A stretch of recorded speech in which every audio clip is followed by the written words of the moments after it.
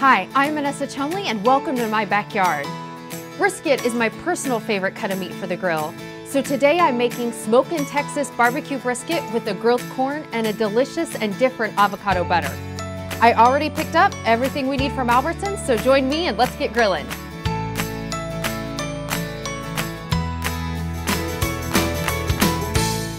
So let's talk brisket.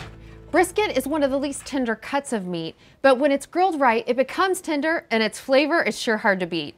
So when you think brisket, I want you to think low and slow, because that's what's going to take it from tough to tender. So I like to do my brisket with a rub. I use a packet of Smokin Texas barbecue rub from McCormick, rub that all over the meat, then I put it in a Ziploc bag and let it hang out in the refrigerator overnight. The next day, you just want to take your brisket, put it in a foil pan, and then cover it with some heavy-duty Reynolds wrap, and that's it. Your brisket is ready for the grill.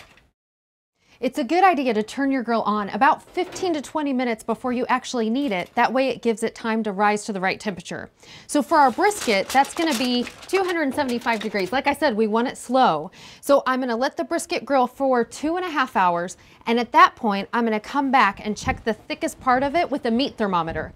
When it's at 185 degrees, I'm going to remove the brisket, put it directly on the grill for dry heat, let it go for another 30 minutes so a crust can develop all the way around, then our brisket will be done.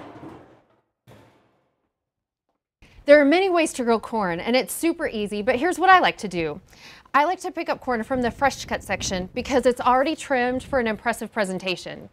Then I remove some of the husks and then take out as many of the silks as you can. Now, if you can't get them all, don't sweat it. It's not a big deal.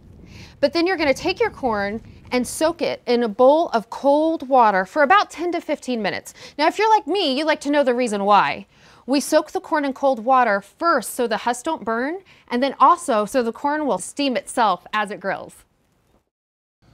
So take a look at that brisket. I removed it when it was at 200 degrees, and then I let it set for 20 minutes to give all the juices a chance to redistribute.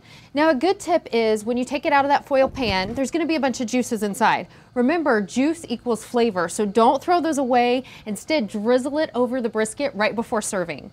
So our corn is now done with some beautiful grill marks. And then I made a delicious homemade avocado butter to spread on top. And you can get that recipe on our website, and all of the flavors in it go perfectly with our Texas brisket.